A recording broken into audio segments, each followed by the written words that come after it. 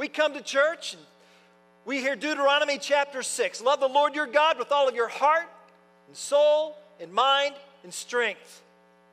We nod our heads and wonder, but what if you can't? We hear Proverbs chapter 3, verses 5 and 6. Trust in the Lord with all of your heart and lean not on your own understanding. In all your ways acknowledge him, and he will direct your paths. And we nod and we think, but what if you can't? Is there good news for people who can't? Yes. Thank God there is. Because today's Advent reading speaks of the invasion of divine grace. Christmas is the invasion of divine grace for our sustainable grace. Does anybody here need sustainable grace today? Well, our constant need for sustainable grace, sustaining grace, that's the subject of our sermon today. And guess where I found that? Nehemiah. That's right, Judy. Nehemiah. Meet me in Nehemiah chapter 13. This chapter screams, what if you can't? What if you can't? Now, how many times have we said, God, I'll never do that again? And you fill in the blank. And yet we do. And it's like Israel. It's like Israel is addicted to compromise. So this is a problem-solution message.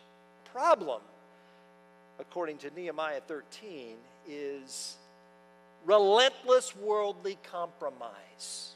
The wall was built, and Israel was regathered, and Jerusalem returned to life. And we learn in chapter 13 that Nehemiah had to return to Susa.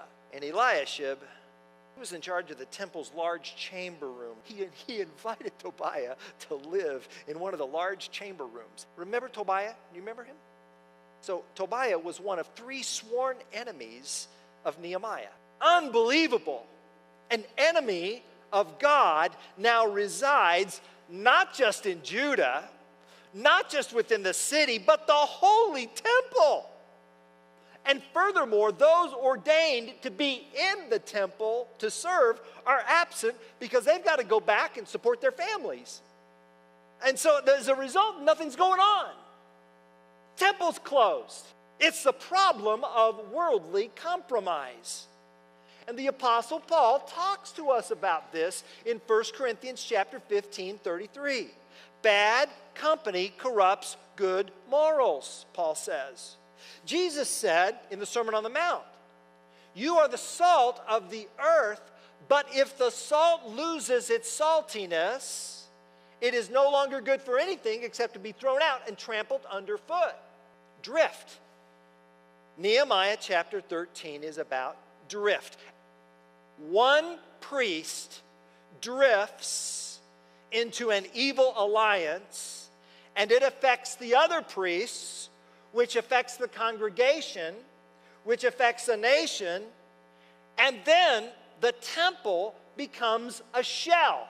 The problem of worldly compromise is met with the solution of sustainable saving grace. You see, in Nehemiah 13:31, we are left longing for a true king. A king who will do what Nehemiah just can't do, is just incapable of doing. Even on his best day, it still falls short. But there's a king coming who can not only rescue us, but one who will resupply us with sustainable grace. A king who will break in from the outside. A king who will live with us, die for us, then ascend to the heavenly realm to send his regal spirit into our hearts so that we can live sustainable lives for Christ. And some of us are here today and we've relapsed. And we're wondering if God is thinking, I'm done with you. I'm through with you. You crossed the line too many times. Well, I'm here to give you the good news of Isaiah 54:7. For a brief moment I deserted you, but with great compassion I will gather you. Christmas reminds us that hopelessness is the only doorway to blessed hope. And it's only when you give up on yourself that you will seek and celebrate Him. And God in His holy love offers you His Son. Because hope is not a thing. Hope is a person. And His name is Emmanuel. God is with us.